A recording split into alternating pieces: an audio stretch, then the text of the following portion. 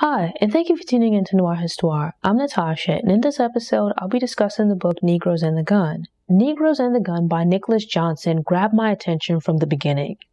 While the book includes stats, figures, and general events, much of the history of armed black self-defense is told through the experiences of historical figures. In some instances, I'd heard about these events, but the author takes special care in describing the mood and providing details. This allows you to imagine yourself witnessing these events in your mind's eye. What could have been a boring topic springs to life because it's told through these riveting stories and personal accounts. The major and somewhat surprising point of the book is that it reconciles the widely known nonviolent tactics of the civil rights movement with the lesser-known reality that Black people have a tradition of owning and using firearms in self-defense. Dating back to slavery and even on through the civil rights era, throughout the South and especially in rural areas, Black people had been using firearms to hunt. But they'd also been using firearms to protect themselves and their families, especially in circumstances where the government and or law enforcement were either unable or unwilling to provide protection. Negroes and the Gun explains the rationale behind why even people who participated in the civil rights movement and subscribed to the tactics of nonviolence still use firearms as a tool of personal defense. Black people are a minority within America, and thus utilizing political violence would be an emotional rather than logical response to systemic racism and inequality. Violence, or guns in particular, could not be used as the first resort or even as a primary weapon in the fight against racism. The simple fact is that Black people do not have a large enough population or adequate resources to wage a direct fight against the United States military or even just law enforcement. Most countries don't. Therefore, it made more sense to utilize strategy rather than emotion and preserve the moral high ground by relying on nonviolent political action. Armed self-defense became a last resort in personal conflicts where little to no other alternatives for self-defense could be relied upon. It's pointed out throughout the book that both many popular and less well-known figures in Black history subscribe to the ideology of political nonviolence while also believing in the right to personal defense of oneself, family, and home with guns. At first, it sounds kind of crazy, because how can you be nonviolent while at the same time being okay with defending yourself with guns? But it makes sense in reading about the individual experiences of the various figures within the book. Given the choice, they would prefer to live in peace and not bother or be bothered by anyone. But in going about their everyday lives, and especially in instances where pushing for change, they were often faced with the threat of violence. With no protection and in circumstances hostility from law enforcement, they had no choice but to arm and defend themselves. Imagine, whether you're a man or a woman, you and your family are living in a neighborhood in a town where you're deemed second-class citizens and experience all of the disrespect and inequality that distinction signals.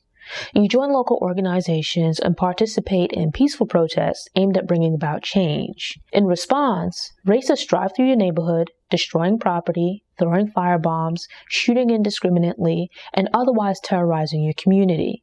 And you can't call the police or sheriff because law enforcement is also participating in these terrorist acts. You might also be under the added discomfort of being in an isolated rural area. These were the circumstances under which many Black people were living. Most people would exercise the very human response of trying to defend themselves.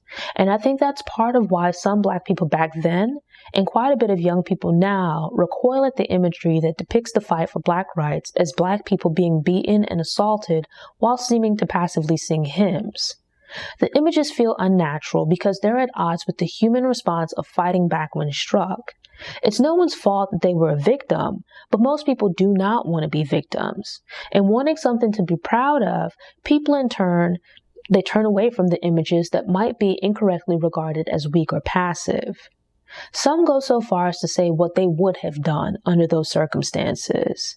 This is without fully understanding that having grown up in those times and being accustomed to, though uncomfortable with the social practices, they would have been different people.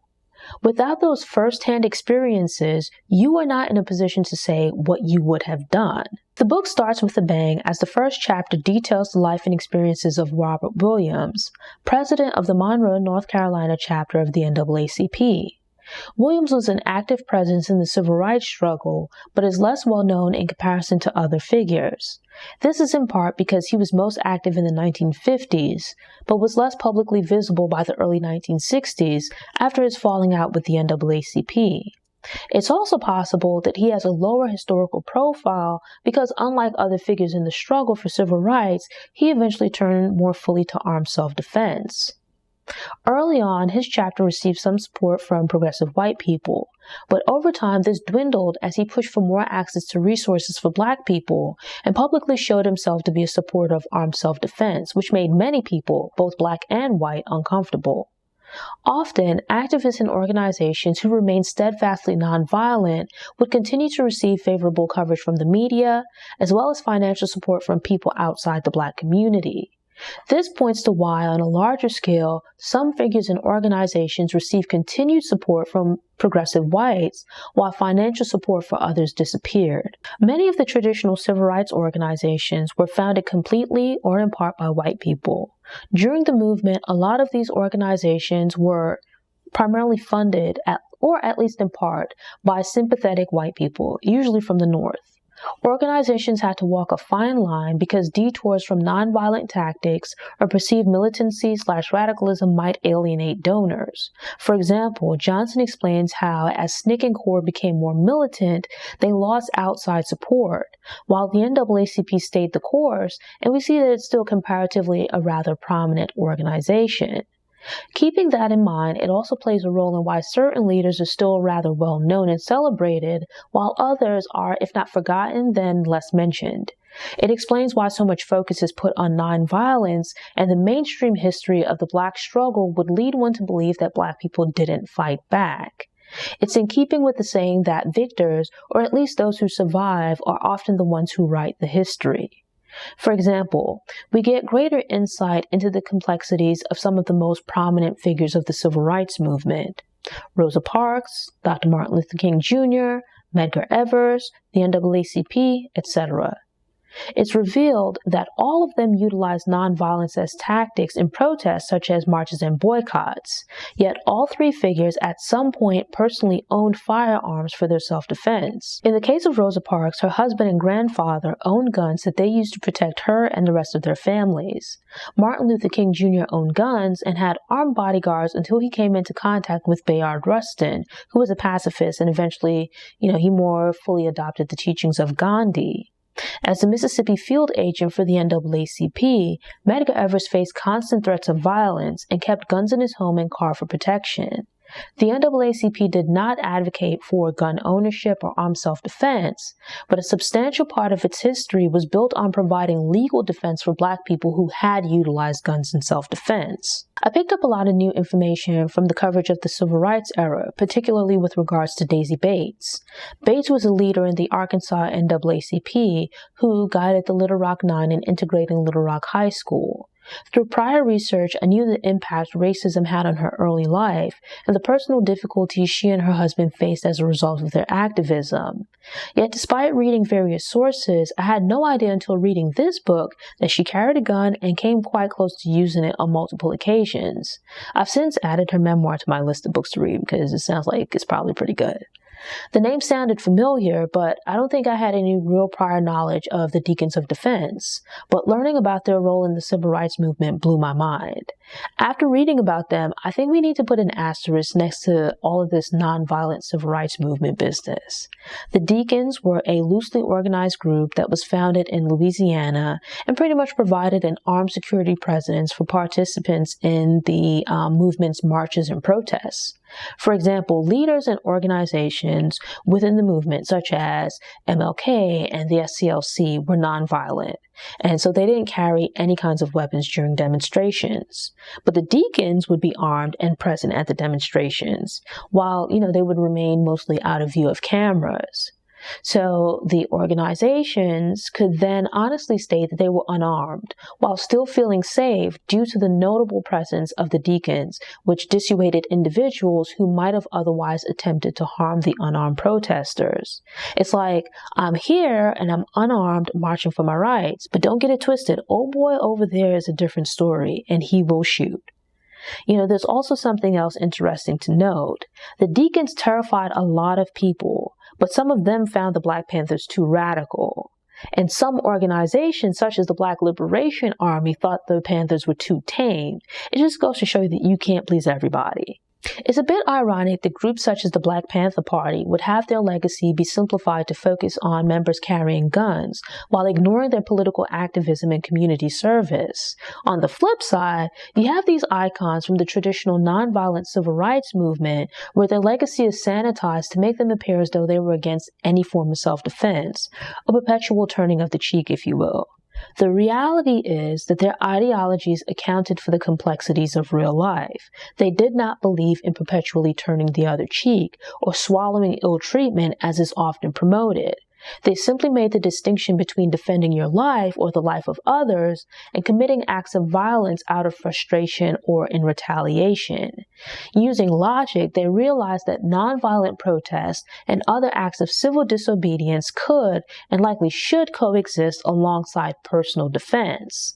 There was a time and place for both, and they chose a tactic to be used according to what would be the best strategic decision. The laws for personal protection are not made for us, and we are not bound to obey them. Whites have a country and may obey the laws, but we have no country. A quote by William Parker. Dating back to slavery, some enslaved people had access to guns due to where they were located or the roles they played on plantations. As a safety precaution, some areas prohibited slaves from having access to guns, but some slaves, especially those who participated in uprisings or ran away, were able to obtain guns through the underground economy or by stealing them. It's worth pointing out that while Black people in free states lived under different circumstances, this didn't guarantee full rights, and in some places they were also barred from buying and or owning guns. Many abolitionists of the time were pacifists, with some being Quakers. In keeping with their views, there was a tendency to support abolitionism, but only under terms by which the enslaved would obtain freedom through nonviolent means. While abolitionists believed that Black people should not be enslaved, some still held patronizing white supremacist views towards Black people. Radical white abolitionists who were not pacifists were quite fine with using whatever means to push back against slavery. This was especially true in defiance of the fugitive slave law, going so far as to support slaves using guns to prevent themselves and others from being dragged back into bondage. During the Civil War, Confederate soldiers took personal offense at Black soldiers taking up arms against them. As a result, they didn't always observe the usual rules of engagement and committed atrocities against Black prisoners of war. Learning about these abuses, Black soldiers sought revenge when the opportunity allowed. Having lost the war and their identity that was tied to white supremacy, Southerners took further offense at the Union Army's occupation following the war, and especially the presence of Black soldiers whom many saw as their lessers to rule over. Johnson surmises that some of this resistance to the freedmen owning firearms was fear of retaliation against white people for the atrocities experienced during slavery and the Civil War. There might be some truth to that, but I think more pressing than the fear of retribution was seeing the difficulty in attempting to continue dominating Black people who were now free and armed. As Reconstruction came to an end and Black codes were implemented with the aims of reviving the conditions and social norms of slave society, a key goal was the disarmament of newly freed Black people. No longer viewed as the property of a white person, the newly freed were especially vulnerable because they could expect little to no protection from local government and thus had no choice but to take matters into their own hands. The gun became an incredibly important tool of survival. There's a chapter in the book that details how veterans from both sides of the war organized militias. So, on one side, former Confederate soldiers and other uneasy white people unified to form militias that would go on to become entities that enforced the racist laws and social codes that were being implemented. On the other side, Black veterans formed militias alongside the political entities that emerged to defend the rights and address the needs of the newly freed. In places where Black people were the majority, they were subdued through various means. So, for example, whites working as or receiving assistance from law enforcement, Black people hoping for government intervention, but receiving no help, or Black people assuming that white supremacists would leave them alone if they didn't cause trouble. As would later occur during the Civil Rights Movement, prominent leaders who pushed their communities to stand up and fight back against ill treatment were singled out for murder or ran out of town. Quite often, this would help to break the spirit of survivors and dissuade them from fighting back as a result of them believing that it would be easier to just go along to get along. Quote, "This is what opened my eyes to what lynching really was. An excuse to get rid of Negroes who were acquiring wealth and property and thus keeping the race terrorized," quote, Ida B. Wells. Many in the South were unwilling and unable to adjust to Black people no longer being enslaved and tried to force them into new forms of slavery. Any achievements that pointed to Black progress or attempts that Black people made to elevate themselves were met with political violence on the part of racist white Southerners. Passage of the 13th, 14th, and 15th Amendments meant nothing if local and state governments were not respecting them, especially to the point of passing laws that directly contradicted their intent. The federal government abdicating enforcement and only reluctantly intervening in special circumstances left Black people in the South to their own devices.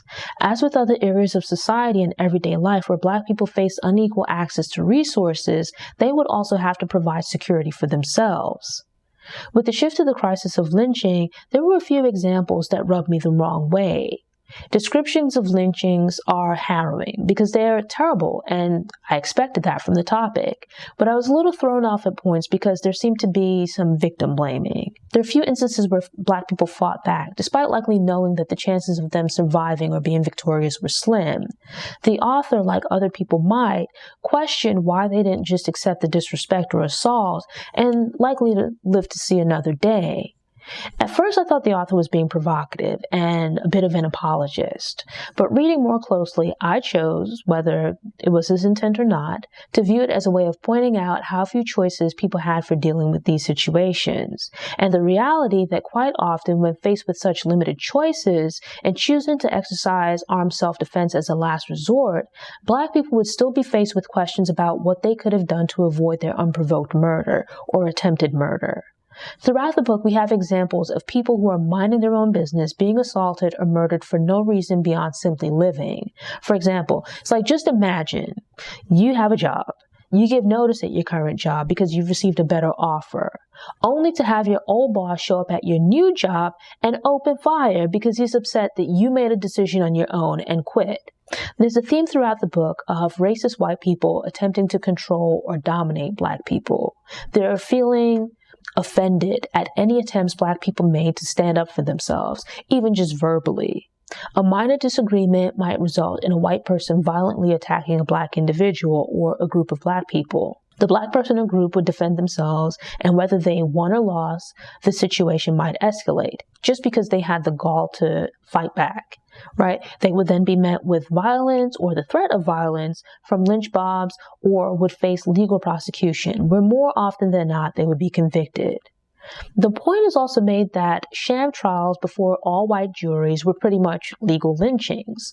Black defendants who were put on trial were all but guaranteed to be convicted, while white people who murdered Black people would rarely face prosecution. For some, it came down to a matter of shooting it out and being killed in the process, or surviving and taking a chance at being judged by a biased group of 12. Either way, there were good odds that you would end up being carried by 6. I didn't expect it, but Negroes and the Gun also charts the history of Black people and guns in the Wild West. The book is at its best during the chapters where an event or a time period is told through the story of individuals. Unfortunately, I thought the book remained interesting until the timeline shifted to the West. It continued to provide examples with the stories of people, but because there wasn't a larger theme or person beyond the West linking the stories, or at least not people that I knew, they kind of began to run together. So the chapter was just one incident after another and lost impact for me. It was actually a bit of a grind to get through. This book is kind of like a long peek behind the scenes of the civil rights movement. The sanitized, politically correct story that most people know is pushed aside for the more complex and honest reality of what took place. In a sense, you get the lowdown in some aspects of how it came together. I actually chuckled a little bit at the bit of comedy that surrounded how the Dexter Avenue Baptist Church was commandeered as the gathering place for the planning of the boycott. It's like a nice little tidbit. But another eye-opening chapter is the last one, which covers Black people and guns from the civil rights movement to the present. In a bit of irony, we see how things have shifted from the establishment trying to disarm Black people in efforts to more easily preserve white supremacy, to Black community leaders pushing for much of the same under the guise of decreasing gun violence in Black communities. Make of that what you will. At first glance, it might seem like the book goes off topic in discussing suicide and intraracial violence, but it's all highly relevant to the history of Black people and guns. I understood Johnson's perspective in pointing out that violence against Black people needs to be addressed regardless of the threat's race. He briefly touches on the role that guns play in suicides, which according to the author's research, accounts for the majority of firearm-related deaths, or deaths where a firearm is involved. There's also the topic of, what are the factors that cause Black urban communities to be so plagued by gun violence, despite gun control and having less guns than rural areas? It might spark conversation, but I thought the book didn't delve deeply enough into those areas. To be clear, I'm from New York City, do not like guns, and believe in gun control. Years ago, my views were very black and white on the topic, to the degree that I would have been okay with blanket disarmament. I don't think my views have changed drastically, but are just now more nuanced. I believe in responsible gun ownership and would support requiring background checks, registration, and proof or demonstration of proper knowledge and training. Something along the lines of what you might go through to get a learner's permit and driver's license. And with that being said, I still do not believe in private ownership of assault weapons. But, I think they're fine for people to use at a gun range. It's like if you think of street legal versus racetrack cars. But with that being said, with time, my views may change again in either direction. And that's the thing about reading books or having conversations with people that at first glance are at odds with your personal beliefs. They challenge you to consider new and different points of view. Living in the South of the past few years has allowed me to better understand the culture around gun ownership. I still don't have a personal interest in guns, but understand that they're more than weapons to some people. In discussing Black history with other people, quite often the topic comes up where some individuals are dismissive of the leaders of the civil rights movement because they seem to be so passive and willing to endure abuse. But taking a deeper look and getting past what we think we know offers a different and more complex view. And that's why I highly recommend Negroes and the Gun, whether you're pro or anti-gun control. It provides a wealth of insight specifically into the history of Black people and firearms, which includes but also goes beyond self-defense. Thanks for tuning in. Show notes are available on the Noire website via the link in the episode description. If you enjoyed this episode and want more book recommendations, subscribe to the channel, click the notification bell, and check out my book review playlist.